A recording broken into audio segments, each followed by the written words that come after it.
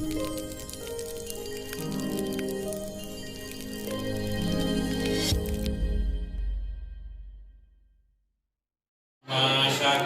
و اما کفورا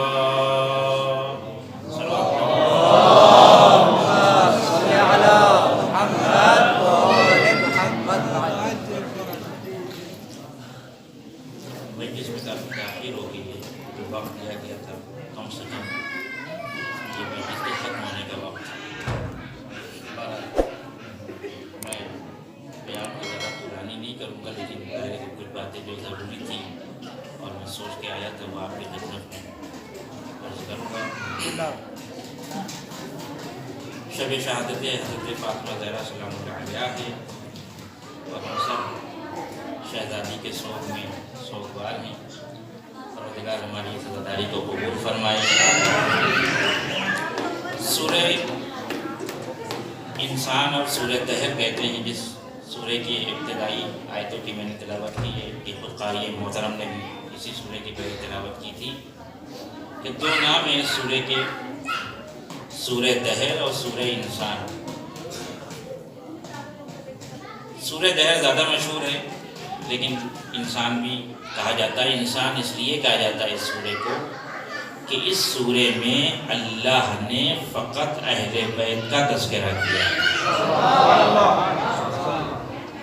کچھ خصوصیات ہیں اس سورہ کی، اس لیے میں نے چنا، اور جس انداز میں انسانیت کا تذکرہ اس سورہ میں کیا ہے کسی اور سورہ میں نہیں کیا، شاید اس کی وجہ سے اس سورہ کو سورہ انسان کہتے ہیں۔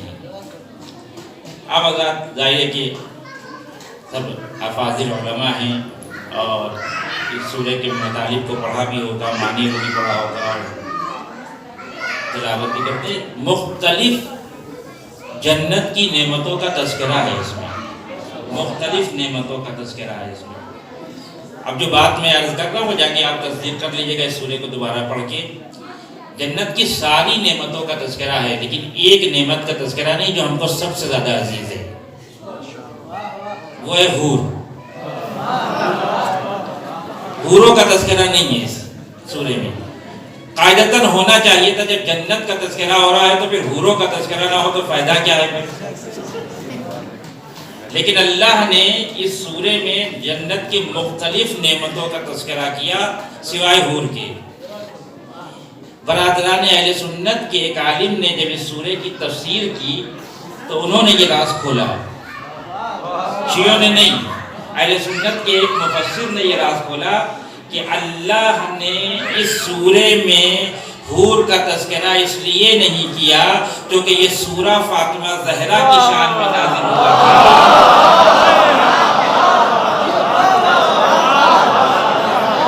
لہذا فاطمہ زہرا کے احترام میں حوروں کا تذکرہ نہیں کیا۔ اور کیا یہ ہے جو بات مجھے عرض کرنا ہے وہ یہاں سے شروع ہوتی ہے بغیر کسی تمہید کے، کیونکہ وقت اتنا نہیں ہے ہمارے پاس۔ سورہ کی آیت کی جو میں نے تلاوت کی اس کے دو جز ہیں۔ دیکھیے انسان کی زندگی کے دو مرحلے ہیں، یہ بس بہت مختصر سا مقدمہ، بغیر اس کے میری بات مکمل نہیں ہوگی۔ انسان کی زندگی کے دو رخ ہیں۔ ایک رخ ہے انسان کی زندگی کا جسے کہا جاتا ہے شخص، اور ایک رخ ہے جسے کہا جاتا ہے شخصیت۔ شخص الگ ہے، شخصیت الگ ہے۔ شخص کی صفات الگ ہیں، شخصیت کی صفات الگ ہے۔ شخص کے بننے کا مرحلہ الگ ہے، شخصیت کے بننے کا مرحلہ الگ ہے۔ شخص کے بننے کا مکان الگ ہے، شخصیت کے بننے کا مکان الگ ہے۔ شخص جب بننا ہوتا ہے تو پروردگار 9 مہینہ ماں کے پیٹ میں رکھتا ہے۔ ماں کے پیٹ میں جو کچھ بنتا ہے، نطفے سے مضغہ، مضغے سے لحم، لحم سے عظام، کسونا العظام لحما ثم انشأناه خلقا آخر، یہ سب شخص بن رہا ہے اور شخص بننے کی مدت ہے 9 مہینہ، کم سے کم 6 مہینہ اور زیادہ سے زیادہ 9 مہینہ شخص بن جائے گا، کیونکہ ہم کو تو بنانا نہیں ہے، خدا کو بنانا ہے۔ لیکن شخصیت بننے کی کوئی مدت نہیں ہے۔ ہو سکتا ہے کہ انسان 100 سال میں شخصیت نہ بن پائے، ہو سکتا ہے کہ انسان 70 سال میں شخصیت نہ بن پائے، ہو سکتا ہے کہ انسان 50 سال میں شخصیت نہ بن پائے، اور ہو سکتا ہے ایک بچہ 6 سال کی عمر میں امامت کے ہاتھوں پہ مسکرا کے شخصیت بن کے چلا جائے۔ اور کریے گا ایک بات عرض کرنا تو طلاب کا مجمع ہے، تو میں نے کیا عرض کیا کہ شخص بننے کی جگہ الگ ہے، شخصیت بننے کی جگہ الگ ہے۔ شخص بننے میں 9 مہینہ یا کم سے کم 6 مہینہ اور زیادہ سے زیادہ 9 مہینہ، 9 مہینے تک بچہ ماں کے پیٹ میں ہوتا ہے، اس کے بعد اس کو باہر آنا ہی آنا ہے، چاہے وہ چاہے اور چاہے نہ چاہے۔ اگر اس کی چاہت پہ چھوڑ دیا جائے تو کوئی بیوقوف باہر نہیں آئے گا۔ کون آئے گا باہر؟ کہ روٹی کپڑا مکان یہ ساری جھنجٹ کون پالے گا؟ بہتر ہے ماں کے پیٹ پہ رہو، سب کچھ مل رہا ہے۔ آپ نے غور کیا اس بات پہ جو میں نے کہا؟ جب انسان قہری طور پر جبری طور پہ ماں سے جدا ہوتا ہے تو اتنی مشکلوں میں پڑ جاتا ہے۔ تو وہ بچے جو عمدی طور پہ اپنے ماں باپ کو چھوڑ دے زندگی میں، وہ کتنی مشکل میں پڑیں گے، لیکن بالآخر آنا پڑتا ہے۔ تنہا پورے دنیا میں جتنے مکاتب فکر ہیں سب میں آپ چلے جائیں، ہر جگہ آپ کو شخص بننے کی مدت اور مہلت 6 سے 9 مہینہ ہے، 6 سے 9 مہینہ۔ بس ایک مکتب فکر ایسا ہے جہاں 6 مہینے یا 9 مہینہ نہیں ہے، کم زیادہ سے زیادہ مدت شخص بننے کی 4 سال ہے۔ ایک مکتب فکر ایسا ہے جو کہتا ہے کہ اگر بچے کو ماں کے پیٹ میں زیادہ سے زیادہ روکا جائے تو 4 سال تک رو سکتا ہے۔ مکتب شافعی یہ بات کہتا ہے، آپ جا کے پڑھیے گا۔ آپ شافعی کو جانتے ہیں، سب سے زیادہ برادران اہل سنت کے علماء میں جو مکاتب فکر پائے جاتے ہیں اس میں سے سب سے زیادہ مکتب فکر جو علی سے محبت کا اظہار کرتا ہے وہ شافعی مکتب ہے۔ جو اشعار کہے ہیں وہ اشعار امام علی کے روضے پہ لگے ہوئے ہیں، جو حدیثیں بیان کی ہیں، جو مناقب بیان کیے ہیں، کچھ فضائل بیان کیے ہیں، یہ شافعی نے سب سے زیادہ بیان کیے ہیں۔ لیکن یہ شافعی کی محبت نہیں ہے، یہ ان کی مجبوری ہے۔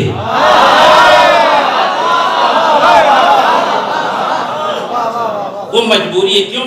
شافعی نے کیوں کہا کہ زیادہ سے زیادہ ایک بچہ اپنے ماں کے پیٹ میں 4 سال تک رہ سکتا ہے؟ یعنی جس سینو سال میں ہمارے معاشرے میں بچے اسکول جاتے ہیں، شافعی کے مکتب فکر میں ماں کے پیٹ میں ہوتے ہیں۔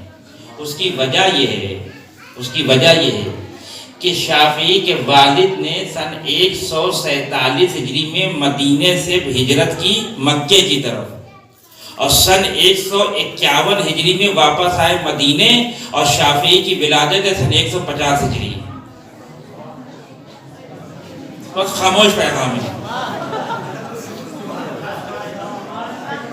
لیکن چونکہ شافعی نے رسول سے سن رکھا تھا کہ علی سے وہی محبت کرے گا جو حلال زادہ ہوگا،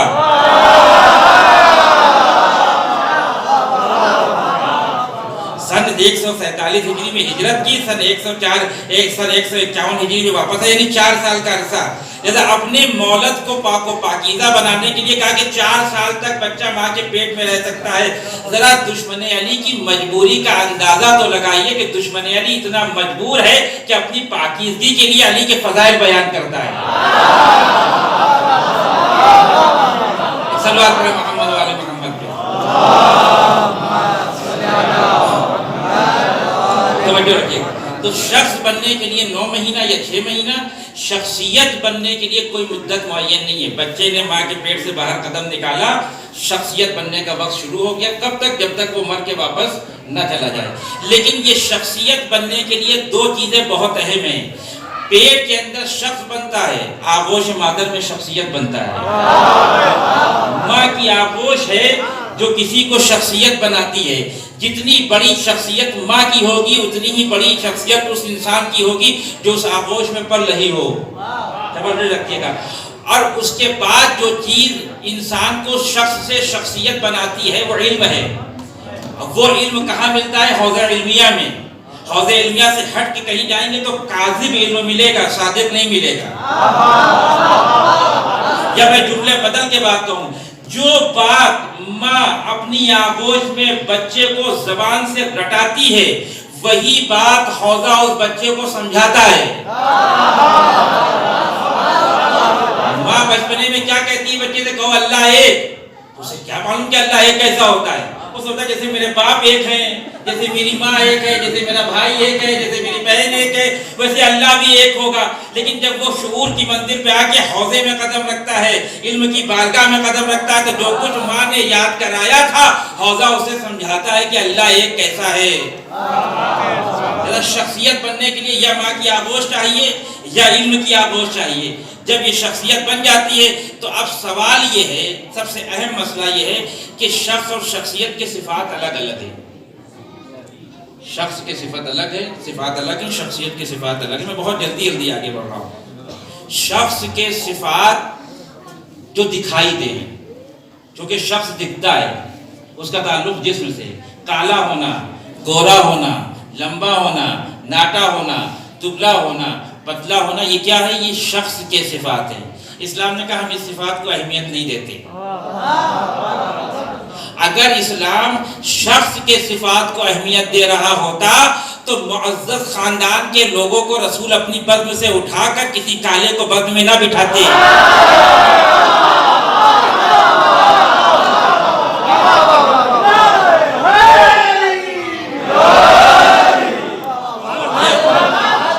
بلال کو اپنے پہلو میں بٹھایا، اور جنہیں اپنے خاندان پہ بہت ناز تھا، جنہیں اپنے رنگ روپ پہ بہت ناز تھا، ان سے کہا بسم اللہ یہاں سے تشریف لے جائیے. جنہیں اپنی تلاوتوں پہ بہت ناز تھا، جنہیں اپنے تلفظوں پہ بہت ناز تھا، جن کو اپنی زبان پہ بہت ناز تھا، انہوں نے آ کے جب کہا کہ رسول اللہ یہ بلال صحیح سے اشہد ان لا الہ الا اللہ کہہ نہیں پاتے، یعنی شخصیت کو نہیں دیکھ رہے تھے، شخص کو دیکھ رہے تھے. تو رسول اللہ کہا تم کیا چاہتے ہو؟ کہ کل سے اذان ہم دیں گے. تب بسم اللہ اگر آپ یہ چاہتے ہیں تو کریے. لیکن اب ذرا آپ دیکھیں کہ شخصیت، بلال کی شخصیت کو ثابت کرنے کے لیے اللہ نے اپنے نظام میں تبدیلی کر دی. جب تک بلال جیسی شخصیت آ کر اشہد ان لا الہ الا اللہ نہیں کہے گا، نماز صبح کا وقت نہیں آئے گا. اس کے معنی کہ اللہ کی نگاہ میں، اسلام کی نگاہ میں شخص کی کوئی اہمیت نہیں ہے، شخصیت کی اہمیت ہے. شخصیات کے صفات کیا ہیں؟ شخصیات کے صفات کا نام ہے قدرت، شخصیت کے صفات کا نام ہے علم، شخصیت کے صفات کا نام ہے حلم، شخصیت کی صفت کا نام ہے سخاوت، شخصیت کی صفت کا نام ہے عقل. لیکن ایک مشکل یہ ہے کہ جو کہ شخص دکھائی دیتا ہے تو اس کی صفات بھی دکھائی دیتے ہیں. شخصیت نظر نہیں آتی تو اس کے صفات بھی پوشیدہ ہیں. چونکہ شخص کی صفت کا تعلق جسم سے ہے، جسم دکھتا ہے تو صفات بھی دکھتے ہیں. شخصیت کا تعلق نفس اور روح سے ہے، نہ روح دکھتی ہے نہ نفس دکھتا ہے تو اس کے صفات بھی نظر نہیں آتے. ہماری مجبوری یہ ہے کہ جب تک دیکھیں گے نہیں مانیں گے نہیں. ہم جب تک کسی چیز کو دیکھتے نہیں مانتے نہیں ہیں. شخصیت کا مسئلہ یہ ہے کہ وہ روح کی صفت ہے، وہ نفس کی صفت ہے. توجہ رکھیے گا اس مرحلے پہ. وہ دکھائی نہیں دیتی روح. کسی نے روح دیکھی؟ ٹی وی پہ دکھاتے ہیں، سیریل میں. حقیقت میں جس کو دکھ گئی کہ وہ کچھ دیکھنے کے قابل نہیں ہوگا. تو مشکل یہ ہے کہ روح اور نفس کی جو صفت ہے وہ مین ہے، وہ ہدف ہے، وہ نظر نہیں آتی. ہماری ضد یہ ہے کہ ہم تو دیکھیں گے. جیسے بنی اسرائیل نے کہا تھا جناب موسیٰ سے ہم تو دیکھ کے رہیں گے خدا کو. یعنی خود نبی سے اللہ کہہ رہا لن ترانی، آپ نہیں دیکھ سکتے. امت بزید ہے کہ ہم تو دیکھیں گے. غور کیا آپ نے؟ لہذا اللہ نے ایک انتظام کیا. اب میں آپ سے ایک سوال کرتا ہوں، آپ نے عالم دیکھا ہے یا علم دیکھا ہے؟ عالم دیکھا. آپ نے عالم دیکھا ہے، علم کسی نے نہیں دیکھا. جو کہ علم دکھنے والی چیز نہیں ہے، ذات کی صفت ہے. آپ نے قادر دیکھا ہے یا قدرت دیکھی ہے؟ قادر دیکھا ہے. آپ نے حلیم دیکھا ہے یا حلم دیکھا ہے؟ حلیم دیکھا ہے. آپ نے سخی دیکھا ہے یا سخاوت دیکھی ہے؟ ہر آدمی کہا کہ ہم نے سخی انسان کو دیکھا ہے، سخاوت تو کسی نے نہیں دیکھا. عاقل کو دیکھا ہے، عقل کو کسی نے نہیں دیکھا. حسن کو دیکھ، حسین کو دیکھا ہے، حسن کو کسی نے نہیں دیکھا. لیکن مجبوری کہ ہم دیکھنا چاہتے ہیں. اللہ نے کہا کہ اچھا اگر تمہیں یہ سب دیکھنا تو رسول کی ایک حدیث نقل کرتا ہوں، بات کو آگے بڑھاتا ہوں. رسول فرماتے ہیں تمہیں عقل دیکھنے کا بہت شوق ہے، تمہیں حلم دیکھنے کا بہت شوق ہے، تمہیں سخاوت دیکھنے کا بہت شوق ہے. رسول کی حدیث ہے، شیعہ سنی دونوں نے نقل کیا ہے. رسول فرماتے ہیں لو کان الحلم رجلا لکان علیا. اگر کبھی تم حلم کو انسانی شکل میں دیکھنا چاہو تو وہ شکل علی ابن ابی طالب کی ہوگی. علی مجسمہ حلم ہے، حلیم نہیں ہے. حلیم ہم آپ ہیں. لو کان العقل رجلا لکان حسنا. اگر کبھی عقل کو کسی انسانی شکل میں دیکھنا چاہتے ہو تو حسن ابن علی کو دیکھ لو. توجہ رکھیے گا، یعنی عقل اگر مجسم ہو کے کسی جسم میں آتی ہے تو امام حسن کی شکل ہے. اور ادھر سے عقل کی تعریف کیا ہے؟ امام صادق سے پوچھا گیا کہ مولا عقل کسے کہتے ہیں؟ کہ ما عبیدہ بہ الرحمن وقت سرا بہ الجنان. عقل کی دو صفت ہے جس سے اللہ کی عبادت کی جائے اور جنت کو حاصل کیا جائے. یہ ہے عقل کی تعریف. ادھر سے رسول فرماتے ہیں عقل مجسم ہے امام حسن. اس کا نتیجہ آپ سمجھے، جس نے حسن کو چھوڑا اس سے عبادت بھی گئی، جنت بھی گئی. اور کیا آخری جملہ سنیے گا. اس کے بعد رسول فرماتے ہیں لو کان السخاء رجلا لکان الحسین. اگر کبھی تمہیں انسانی شکل میں سخاوت کو دیکھنے کا دل کرے تو حسین ابن علی کو دیکھ لینا. میں بات کو بس یہاں سے آگے بڑھا رہا ہوں. آخری جملہ. اس کے بعد رسول فرماتے ہیں لو کان الحسن رجلا، یا تعبیر یہ بھی لو کان الحسن شخصا لکانت فاطمہ.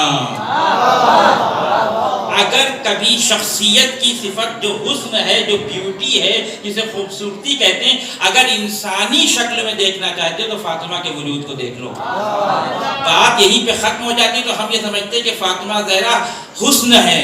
رسول فرماتے ہیں بل ہی اعظم، فاطمہ حسن سے بھی زیادہ حسین ہے. حسن ان کے در پہ آ کے سجدے کرے، حسن ان کے در پہ آ کر اپنے زانو ادب کو طے کرے. تو شخصیت جو کہ دکھتی نہیں ہے تو اس کے صفات بھی دکھتے نہیں ہیں، لیکن ہم بضد ہیں کہ ہم دیکھنا چاہتے ہیں. اب آپ سمجھے کہ اللہ نے ان شخصیات کو کیوں پیدا کیا. یہ سارے صفات خدا کی ہے. خدا حسین ہے، خدا قادر ہے، خدا حلیم ہے، خدا شجاع ہے. خدا ہر چیز پہ قدرت رکھتا ہے، لیکن وہ تو دکھتا نہیں ہے. اور ہماری ضد ہے کہ ہم تو دیکھیں گے، تو جو دکھتا نہیں اس کی صفات بھی نظر نہیں آئے گی. لہذا پروردگار نے اپنے وجود کے اندر جو صفات پوشیدہ تھے اس کے ظہور کے لیے آل محمد کو پیدا کیا. کہ کبھی اگر خدا کے علم کو دیکھنا ہو تو علی کے علم دیکھو، خدا کے علم کی قدرت کو دیکھنا ہے تو علی کی قدرت کو دیکھو، خدا کے حسن کو دیکھنا ہے تو فاطمہ کے وجود کو دیکھو. تو شخصیتیں ایسی بنتی ہیں. اور پھر جب اب بس میں آپ کو یہاں سے آگے بڑھا رہا ہوں، تو جب شخصیتیں بن جاتی ہیں تو شخصیتوں کا احترام ہوتا ہے.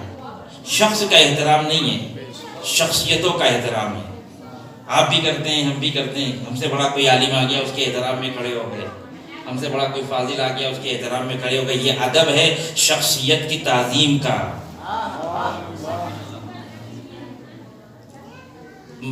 میرا جو شاگرد ہے وہ میرے احترام میں کھڑا ہو جائے گا، میں اپنے استاد کے احترام میں کھڑا ہو جاؤں گا، میرے استاد ان کے استاد کے احترام میں، وہ ان کے، اور آگے بڑھتا چلا جائے گا مسئلہ آیت اللہ العظمیٰ تک. لیکن کائنات کی جو سب سے بڑی شخصیت ہے اللہ کے بعد اسے رسول اکرم کہتے ہیں. اب یہاں سے بات کو سمجھے گا، بہت لطف آئے گا نتیجے کی منزل پہ. آپ کائنات میں رسول سے بڑی اللہ کے بعد کوئی شخصیت سب مانتے، سارے مسلمان اس بات کو مانتے ہیں. ہر کوئی رسول کے احترام میں کھڑا ہوگا کیونکہ رسول سے بڑی کوئی شخصیت نہیں ہے. اب میں موازنہ اور تقابل بالکل نہیں کر رہا ہوں، جو تاریخ ہے اسے پیش کر رہا ہوں، فیصلہ آپ کریے گا. جتنے انبیاء ہیں وہ رسول کے احترام میں کھڑے ہوں، جتنے اوصیاء ہیں وہ رسول کے احترام میں کھڑے ہوں، جتنی امتیں ہیں وہ رسول کے احترام میں کھڑی ہوں، جتنے ولی خدا ہیں وہ رسول کے احترام میں کھڑے ہوں. اب میں کیا عرض کروں اس شخصیت کے بارے میں جس کے احترام کے لیے خود رسالت کھڑی ہو جائے. اب آپ یہ کہیں گے نہیں آپ بات صحیح نہیں کہہ رہے مولانا.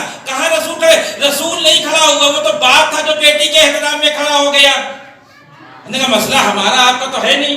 جہاں سے یہ بات چلی ہے وہیں سے پوچھتے ہیں کہ رسول کھڑا ہوا تھا کہ باپ کھڑا ہوا تھا. بات وہیں سے حل ہوگی. جناب عائشہ سے روایت ہے. اچھا یہ بھی اللہ کا معجزہ ہے.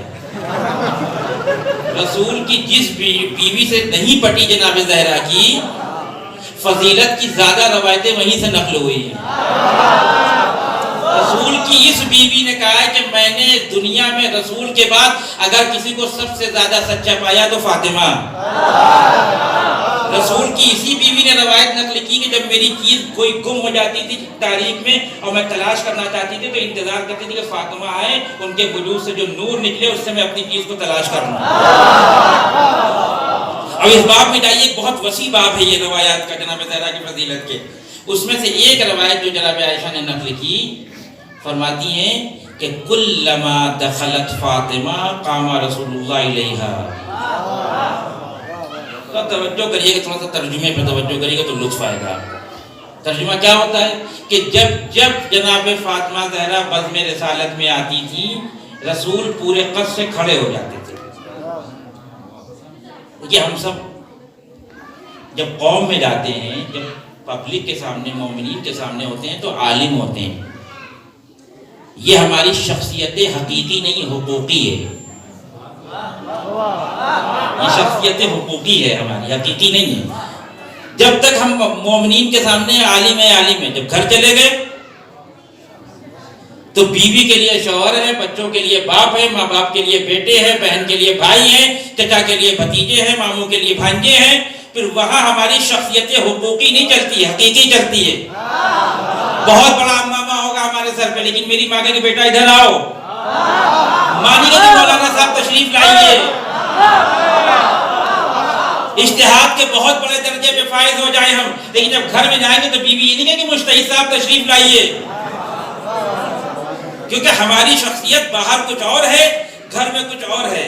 باہر ہم پرنسپل ہیں, باہر ہم عالم ہیں, باہر ہم مسئول ہیں, لیکن گھر میں ایک عام انسان ہے. آپ ذرا توجہ کریں, لوگ کہتے ہیں کہ رسول کی بیویوں کو رسول کی معرفت نہیں تھی, خوب معرفت تھی. تبھی تو کہا کہ جب جب بزم رسالت میں فاطمہ آتی تھی رسول کھڑے ہو جاتے تھے. قاعدتاً یہ کہنا چاہیے تھا جناب عائشہ کو کہ میں نے دیکھا جب جب فاطمہ داخل ہوتی تھی تو ان کے بابا ان کے احترام میں کھڑے ہو جاتے تھے. لیکن یہ مسئلہ خود وہ بیوی بھی سمجھ رہی تھی کہ فاطمہ کا احترام بزم رسالت میں بیٹی کی وجہ سے نہیں ہو رہا ہے. کوئی ایک ایسا جوہر ہے فاطمہ کے وجود کے اندر جو رسالت کو مجبور کر رہا ہے احترام کے لیے.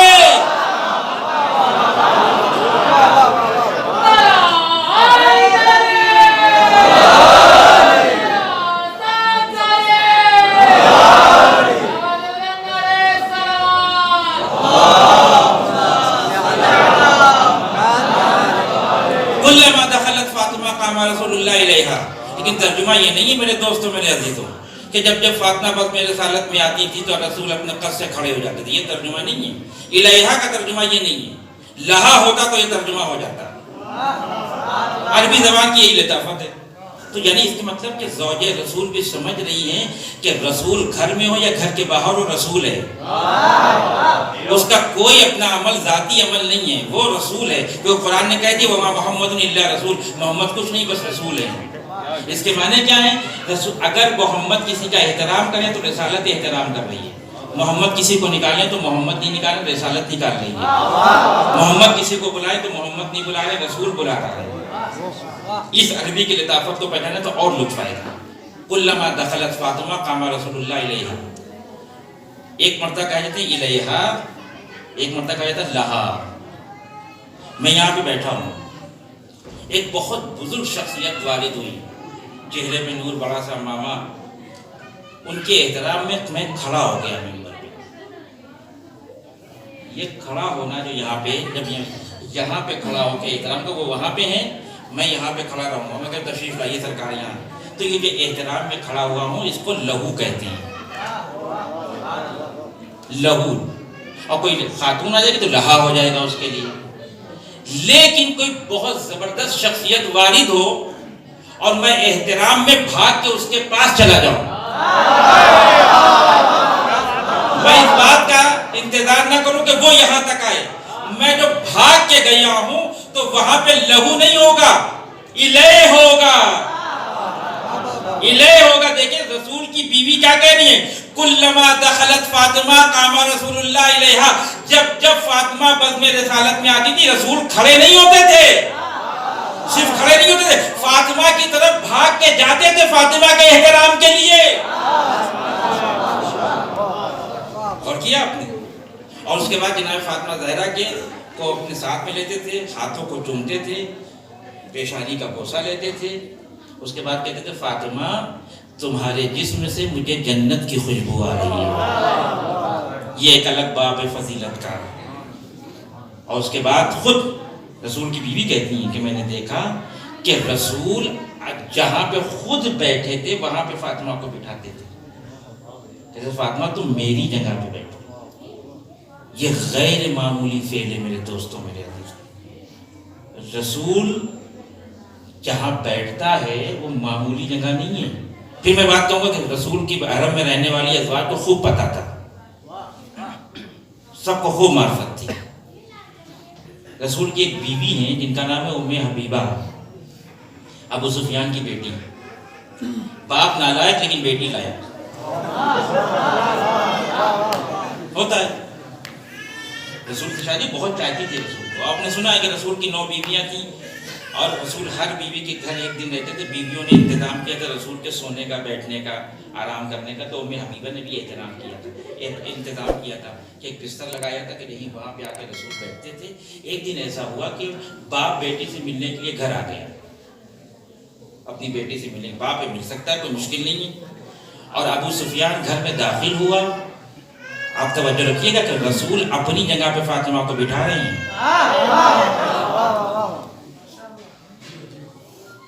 باپ داخل ہوا، بیٹی گھر میں موجود تھی، باپ جا کے اس جگہ بیٹھنا چاہ رہا تھا جہاں رسول آ کے بیٹھتے تھے، بستر تھا، چادر گدا جو کچھ بھی ہو اس زمانے میں۔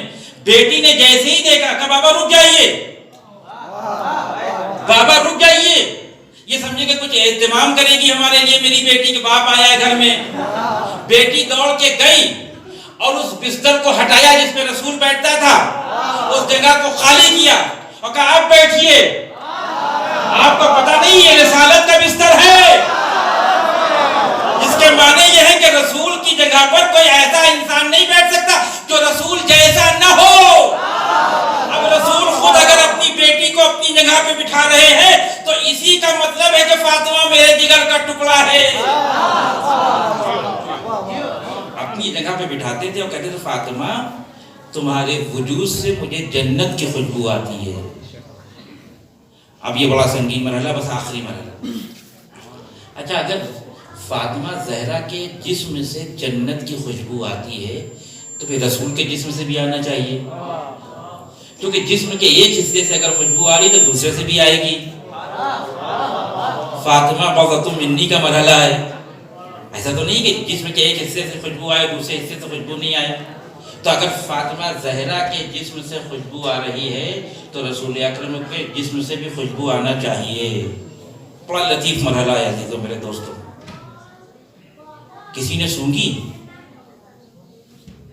کسی زوجہ نے آج تک یہ دعویٰ کیا کہ میں رسول کو خوشبو سے پہچان لیتی ہوں؟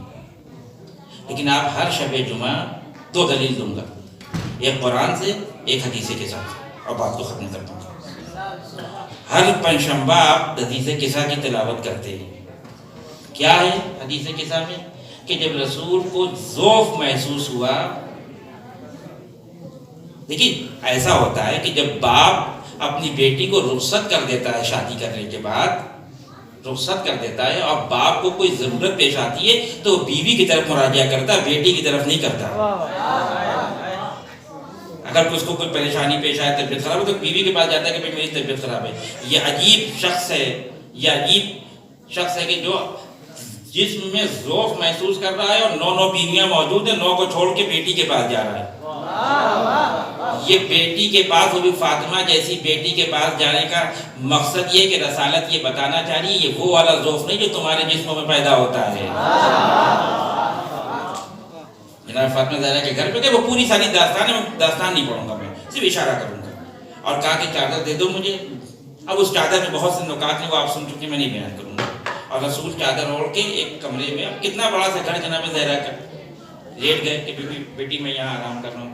کچھ دیر کے بعد بڑا شہزادہ امام حسن تشریف لائے، اور گھر میں آتے ہی ماں سے کہنے لگے انی اشم رائحۃ طیبہ کأنہا رائحۃ جدی رسول اللہ.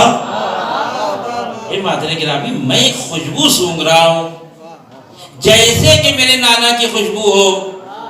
یہ جیسے جو بتا رہا ہے کہ پہلی بار نہیں سونگھی جا رہی ہے. کأنما کا مطلب یہ ہے، کأنما کا مطلب یہ ہے کہ پہلی بار نہیں سونگھی جا رہی. کوئی ایک خاص عطر آپ کو لا کے دیا جائے جس سے اس سے پہلے آپ نے نہ سونگھا ہو تو آپ پہچان نہیں پائیں گے اس کی خوشبو. لیکن اگر آپ کو بیلا لا کے دے دیا جائے کہ یہ خوشبو بیلے کی جیسی ہے، کیونکہ پہلے کو پہلے سے سونگھا ہوا تھا، گلاب کو پہلے سے سونگھا ہوا تھا، یہ کہنا کہ انما رائحۃ جدی، یہ تو ویسی خوشبو ہے جیسے میرے نانا کی تھی. میرے نانا کی تھی. کہا تمہارے نانا کمرے میں آرام کر رہے ہیں، ان کو ذوق جسمی ہے. اور اجازت لے کے امام حسن اندر داخل ہو. کچھ دیر کے بعد امام حسین آئے، انہوں نے کہا انی اشم رائحۃ طیبہ، میں اپنے نانا کی خوشبو سونگھ رہا ہوں، اور میں میری بات کو ریپیٹ نہیں کروں گا. شہزادی نے کہا ہاں تمہارے نانا اندر ہیں. اس کے بعد امام علی آئے، انہوں نے کہا کہ میں اپنے بھائی کی خوشبو سونگھ رہا ہوں. شہزادی کہا کہ ہاں آپ کے بھائی اندر آرام فرما رہے ہیں. ایک جملہ میں عرض کروں، جسمی طور پر فزیکلی طور پر میاں بیوی جتنے قریب ہوتے ہیں کوئی رشتہ نہیں ہوتا اتنا قریب. قاعدتاً اس سے پہلے کسی زوجہ کو کہنا چاہیے تھا یہ بات. میں اس سے زیادہ بات کھول نہیں سکتا ممبر سے کہ میں نے رسول کے جسم سے خوشبو کو سونگھا، لیکن خوشبو تو آ رہی ہے، تو تواتر ہے اس حدیث کے اوپر.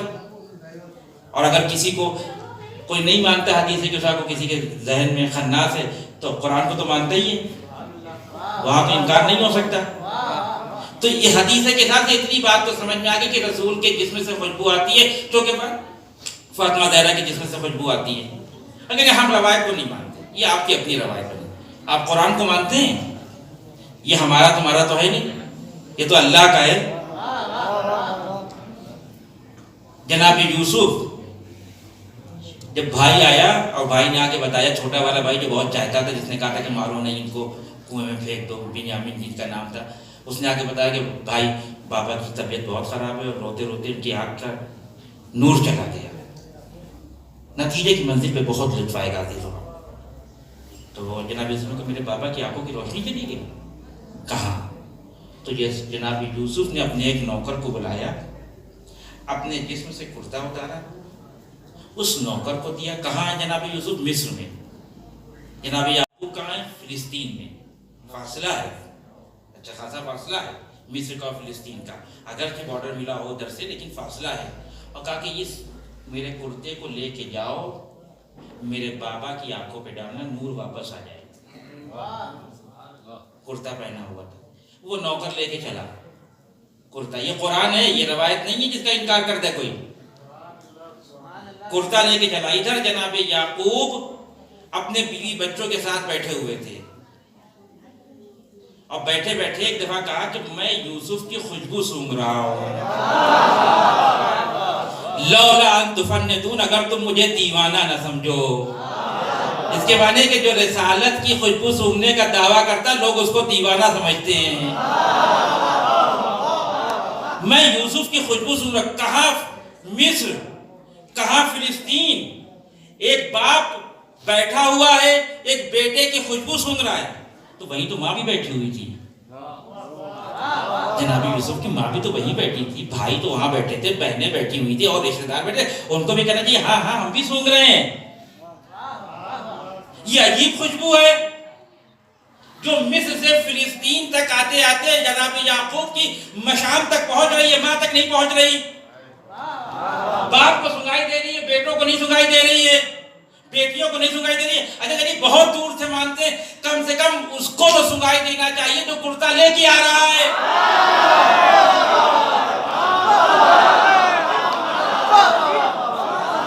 اس کو تو سنگائی دینا چاہیے، اس نوکر کو تو یہ دعویٰ کرنا چاہیے ارے جناب یعقوب خالی آپ نہیں سونگ رہے تھے، ہم بھی سونگ رہے تھے، کرتا تو ہم ہی لے کے آئے. نہ اس نوکر نے دعویٰ کیا کہ ہم خوشبو سونگ رہے ہیں، نہ ماں نے دعویٰ کیا، نہ بھائیوں نے دعویٰ کیا، نہ بہنوں نے دعویٰ کیا. فقط ایک باپ تھا جو کہہ رہا تھا میں یوسف کی خوشبو سونگ رہا ہوں. اور اس مرحلے میں رسول اکرم کے مرحلے میں فقط نواسے کہہ رہے ہیں، بیٹی کہہ رہی ہے اور داماد کہہ رہا ہے. کسی بیوی نے دعویٰ نہیں کیا. حد یہ ہے کہ وہ جو ام سلمہ تھی جو کچھ دیر کے بعد آ کے کہتی رسول اللہ ہم بھی آئیں، تو رسول اللہ کہا کہ نہیں آپ کے آنے کی ضرورت نہیں، آپ حق پہ ہیں، لیکن یہاں نہیں ہے. جناب ام سلمہ نے بھی یہ بات نہیں کی کہ میں بھی سونگ رہی تھی، رسالت کی خوشبو آ رہی تھی. تو یہ ماجرا کیا ہے؟ یہاں بھی رسالت کے جسم سے خوشبو آ رہی ہے، وہاں بھی رسالت کے جسم سے خوشبو آ رہی ہے، لیکن مخصوص مشام تک پہنچ رہی ہے. توجہ کریے گا جملے کے اوپر، بہت قیمتی جملہ دے رہا ہوں میں آپ کو کہ یہاں بھی جن مشام تک پہنچ رہی ہے وہ سب معصوم ہیں. وہاں بھی جناب یعقوب معصوم ہے. اس کے معنی یہ ہے کہ نبوت کے جسم سے خوشبو نکلتی تو ہے لیکن عصمت کے مشام تک پہنچتی ہے. غیر معصوم تک یہ خوشبو نہیں پہنچتی. اللہ کا رسول کہہ رہا ہے اپنی بیٹی سے فاطمہ جب مجھے جنت کی خوشبو سونگنے کا اشتیاق ہوتا تو میں تمہارے جسم سے نکلنے والی خوشبو کو سونگتا.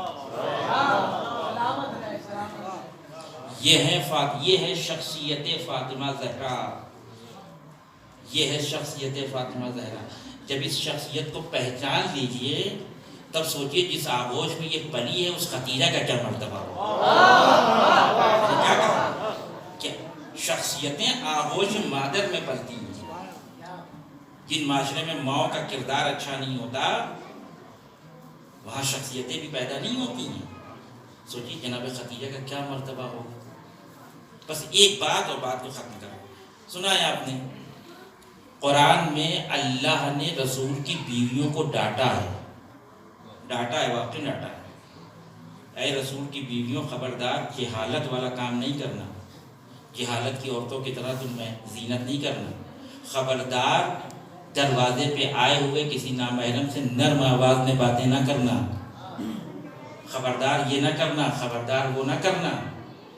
اور کیا آپ نے یہ رسول کی بیویوں کو ڈانٹا ہے. خدا نے یہ کہا کہ اگر تم نے کوئی غلط کام کیا تم کو دو عذاب ہوں گے. ایک یہ کہ تم نے غلط کام کیا، دوسرا یہ کہ تم نے رسول کی بیوی ہو کے غلط کام کیا. یہ آیت کہاں نازل ہوئی؟ یہ آیت مدینے میں نازل ہوئی. اللہ ہر عظمت خدیجہ جس آغوش میں فاطمہ جیسی شخصیت پلی. اگر اللہ کا مقصد یہ تھا کہ رسول کی بیویوں کو متوجہ کرے کہ وہ جہالت کے کاموں کو انجام نہ دے، وہ اس طرح سے زینت نہ کرے جس طرح سے جہالت کی عورتیں زینت کرتی تھی، وہ نرم آواز میں باتیں نہ کریں، وہ نامحرموں سے باتیں نہ کریں، تو قاعدتاً اس آیت کو مدینے میں نہیں مکے میں نازل ہونا چاہیے تھا.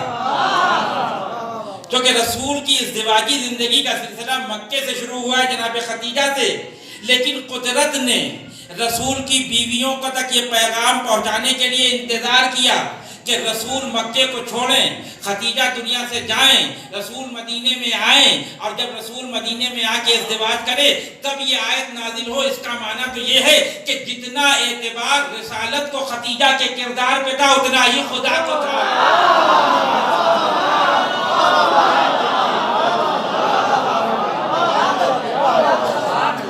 تو جب ذات اتنی معتبر ہو کہ خدا کو آیت نازل کرنے کے لیے انتظار کرنا پڑے کہ خدیجہ دنیا سے چلی جائے تو ہم ازواج رسول کو ڈانٹیں، تو ایسی معتبر آغوش میں جب کوئی شخصیت پلے گی تو اسے فاطمہ کہا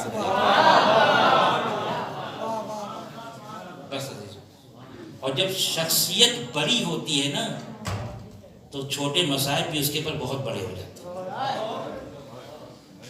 اگر ہم ساری باتوں کا انکار کر دیں، ساری باتوں کا، لوگ کہتے ہیں اب اس میں بہت سی باتیں تھی میں سوچ کے آیا لیکن وقت نہیں ورنہ میں بیان کرتا. اب ساری باتوں کو اگر آپ چھوڑ دیں کہ دروازہ نہیں جلایا گیا اور پہلو نہیں شکستہ ہوا اور جناب محسن کی شہادت نہیں ہوئی، پھر بھی اتنی بڑی شخصیت کے دروازے پہ کھڑے ہو کے اونچی آواز میں بات کرنا ہی بے ادبی ہے. شب شہادت حضرت فاطمہ زہرا ہے. اللہ اکبر، رسول کی اکلوتی بیٹی. میں کہاں سے شروع کروں گا صاحب؟ یہ ایران کا واقعہ ہے. کسی شہر میں مجلس ہو رہی تھی، ایک مولانا مجلس پڑھ رہے تھے ممبر پہ، جناب زہرا کے مصائب پڑھے، مجلس ختم ہوئی، وہ ممبر سے اتر گئے، مجمع اٹھ گیا، زیارت ہو گئی. لیکن ایک صاحب تھے بہت رو رہے تھے مجلس میں، یہ تحاشا گریا کر رہے تھے.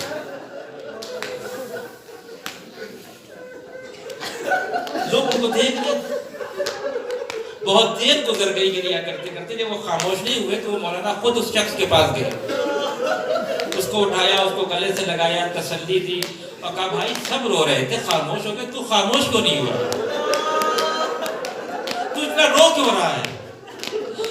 کہنے لگا مولانا میں پیشے سے ڈاکٹر ہوں اور ہڈیوں کا ڈاکٹر ہوں.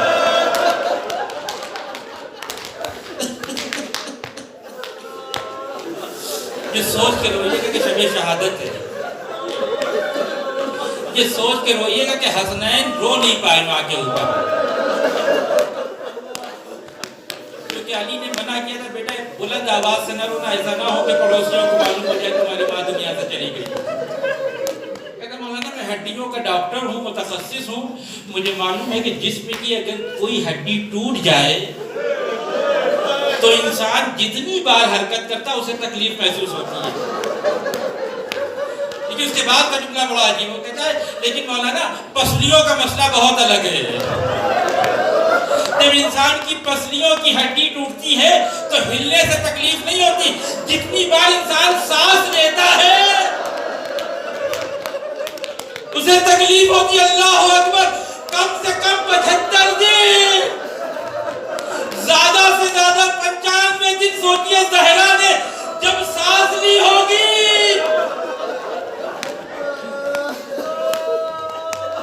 کس تکلیف میں رہی ہوگی. لیکن اللہ نے وفادار بیوی رسول نے جب جناب زہرا کو رخصت کیا ہے تو ایک بات جناب زہرا سے کہی اور دوسری بات امام علی سے کہی. امام علی سے کہتے ہیں، جناب زہرا کا ہاتھ امام علی کے ہاتھ میں دے کے کہتے ہیں اے علی اس کو زہرا نہ سمجھنا، یہ میری امانت ہے، اس کو امانت سمجھ کے رکھنا.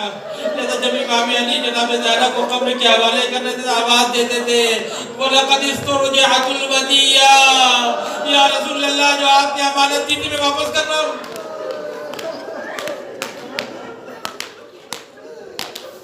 اور دوسری بات جناب زہرا سے کہی تھی رسول اکرم نے، کہتے بیٹی علی بڑے غیور انسان کا نام ہے،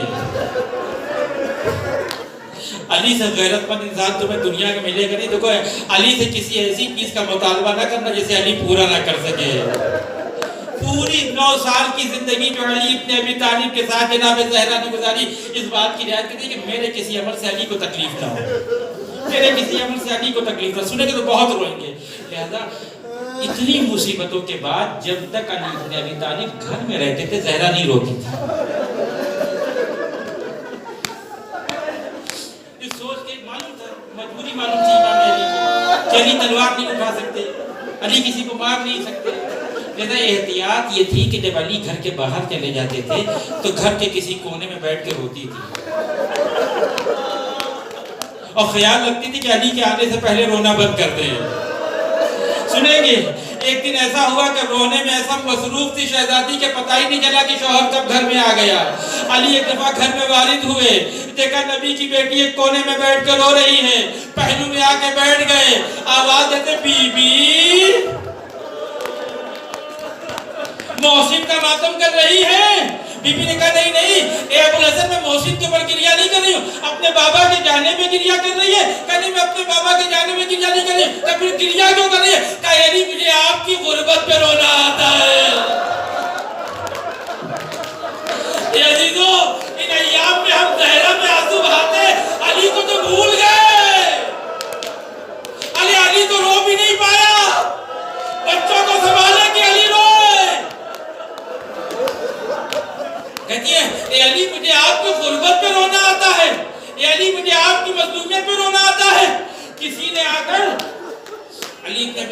کہا کہ مولا مجھ پہ بہت ظلم ہوئے، مجھ پہ بہت ظلم ہوئے۔ کہا کتنے ظلم؟ کہ بہت ظلم۔ کہا تو جانتا ہے میرے پر کتنے ظلم ہوئے؟ جتنے اس دنیا میں سنگریزے ہیں اس کی مقدار سے زیادہ علی پہ ظلم ہوا۔ سنیں کہ ظلم کیا تھا؟ فاطمہ کہتی ہے علی میں آپ کے غربت پہ آنسو بہا رہی ہوں، آپ کی مظلومیت پہ رو رہی ہوں۔ میں نے سنا ہے جب آپ مدینے کی گلیوں میں جاتے ہیں اور سلام کرتے ہیں تو کوئی سلام کا جواب نہیں دیتا۔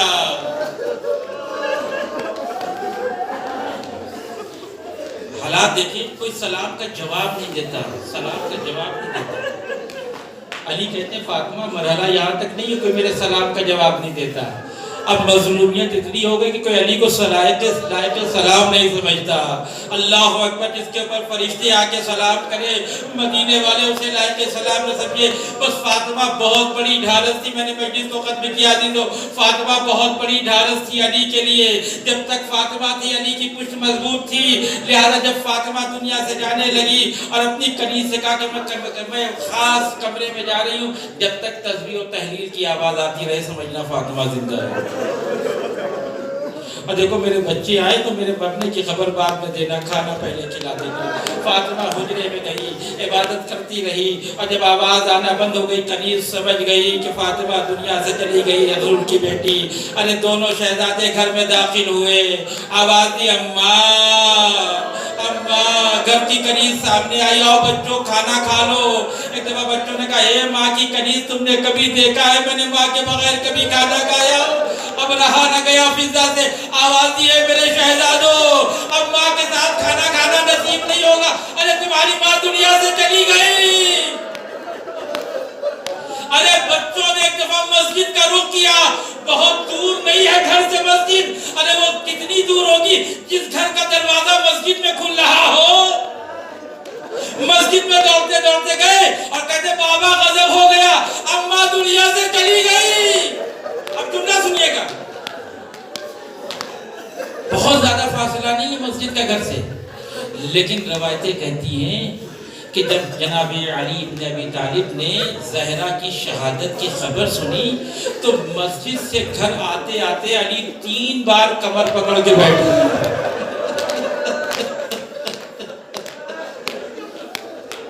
اور کہتے ہیں زہرا، ارے تم ہمیں تنہا چھوڑ کے چلی گئی۔ اللہ نے مظلومیت حضرت زہرا، شب شہادت ہے، ارے آج تو وقت کا امام بھی آیا ہوگا، آج رسول اکرم آئے ہوں گے۔ یا رسول اللہ اپنی بیٹی کا پرزہ قبول کریے۔ اے رسول اللہ آپ کے مزار پہ تو ہزاروں لوگ آتے ہیں۔ غربت سنیں گے؟ مشہور روایت کے تحت جناب زہرا کو بقیع کے قبرستان میں دفن کیا گیا۔ میں بھی یہ سنتا تھا بچپنے سے، تصویروں میں دیکھا تھا قبرستان، ذہن میں یہ تھا کہ قبرستان میں دفن ہوئی ہیں۔ قبرستان کا ایک تصور تھا کہ جہاں قبریں بنی ہوں، جہاں مومنین جاتے ہوں، سلام کرتے ہوں۔ لیکن پچھلے سال اللہ نے توفیق دی، انہی ایام میں جناب زہرا کی زیارت کے لیے مدینے گیا، یہ سوچ کے کہ چلو جناب زہرا کی زیارت کریں گے ایام فاطمیہ میں۔ لیکن عزیزوں میرا دل اس وقت پھٹ گیا جیسے ہی بقیع کے قبرستان میں میں نے قدم رکھا تو مجھے یہ احساس ہو گیا یہ قبرستان کم ہے، قید خانہ زیادہ ہے۔ ارے چاروں طرف ظالموں کا پہرا ہے، زہرا کی قبر کی طرف ہاتھ بھی نہیں اٹھا سکتے، سلام بھی نہیں پڑھ سکتے، زیارت بھی نہیں پڑھ سکتے۔ یا رسول اللہ کچھ دور پہ آپ کا روضہ اور وہیں پہ آپ کی بیٹی کی قبر کا نشان۔ بس مجلس ختم ہوئی عزیزوں، ایک دفعہ علی گھر میں آئے، وصیتوں کو انجام دیا اور اس کے بعد کہتے ہیں اے بچوں میں تمہیں رونے کے لیے منع نہیں کرتا، لیکن تمہاری ماں کی وصیت تھی کہ میرے جنازے کو رات کی تاریکی میں اٹھایا جائے، تو فلاں میرے جنازے میں شرکت نہ کرے، میں نہیں چاہتا کسی کو معلوم ہو۔ اللہ اکبر، حسنین رو تو رہے ہیں، زینب و ام کلثوم رو تو رہی ہے لیکن آواز بلند نہیں ہو رہی ہے۔ لیکن میں ہاتھوں کو جوڑ کے ان شہزادوں سے شہزادیوں سے کہوں گا کہ آپ کو رونے کا موقع تو مل گیا، لیکن ہائے عصر عاشور، 4 سال کی بچی سکینہ جب بابا میں گریا کر رہی تھی، ظالم تماچے مار رہا تھا۔ سنا ہے، دیکھا بھی ہے، جب ماں کا جنازہ نکلتا ہے تو بیٹیاں شان ہوتی ہیں جنازے کی، بیٹیاں روتی ہیں۔ یہ پہلا جنازہ ہے ماں کا جہاں بیٹوں نے شان پیدا کی، یہ جنازہ تیار ہوا اور فاطمہ زہرا کو رخصت کرنے کے لیے بیٹیوں کو بلایا گیا۔ اب جب بیٹوں کا مرحلہ آیا، حسن و حسین سے علی نے کہا اے بچوں آؤ ماں سے رخصت ہو لو۔ آواز دی ارے اماں جب تک ہمیں نہ بلائے ہم نہیں آئیں گے۔ اماں نے جب آواز دی اے میرے شہزادو آؤ، بندے کفن ٹوٹے، دو ہاتھ برآمد ہوئے، دونوں شہزادوں کو کلیجے سے لگایا۔ ارے فرشتہ نازل ہوا، اے علی حسنین کو ہٹا لیجئے، فرشتوں میں کوہرام ہے۔ ارے علی نے بڑی شفقت سے ہٹایا۔ میں کہوں گا اے حسین ابن علی، آج ماں سے جدا ہو رہے ہو، علی جیسا باپ موجود ہے شام غریبہ، ایک 4 سال کی بچی باپ کے سینے پہ سو رہی ہے۔ ارے شبر کے تماچے ہیں، بچی کو باپ کے سینے سے جدا کے مجلس ختم ہو گئی عزیزو۔ ارے علی نے فاطمہ کو لے جا کے بقیع میں دفن کیا ہوگا۔ بس 2 مصرے سن لیجئے اور بات ختم ہو گئی۔ اس سے اندازہ ہو جائے گا کہ علی کتنا مظلوم ہے۔ آواز دیتے اما حزنی فسرمت، اما لیلی فمساحت، اے فاطمہ اب تمہارے بعد میرا غم ہمیشہ باقی رہے گا۔ ارے یہ مصرع تو سمجھ میں آتا ہے، ارے جس کی زندگی سے فاطمہ جیسی شخصیت چلی جائے اس کا غم ہمیشہ باقی رہے گا۔ لیکن دوسرا مصرع بڑا عجیب ہے، مجلس ختم ہو گئی۔ اما حزنی فسرمت، اما لیلی فمساحت، اے فاطمہ اب مجھے راتوں میں نیند نہیں آئے گی۔ علی کی آنکھوں سے نیند دور ہو گئی۔ میں سوچتا تھا یہ جملہ علی نے جو کہا، پھر مجھے خیال آیا فاطمہ 4 چھوٹے چھوٹے بچوں کو چھوڑ کے دنیا سے گئی ہے۔ ارے کبھی زینب جاگتی ہوگی، ام کلثوم سو جاتی ہوگی، کبھی حسنین جاگتے ہوں گے، حسین سو جاتے ہوں گے۔ ارے پوری رات علی کی بچوں کو سنبھالنے میں کٹ جاتی تھی۔ اسی لیے کہا اے فاطمہ ارے اب تمہارے بعد علی کو سونا نصیب نہیں ہوگا، علی غریب ہو گیا، نبی کی بیٹی ہمارے درمیان۔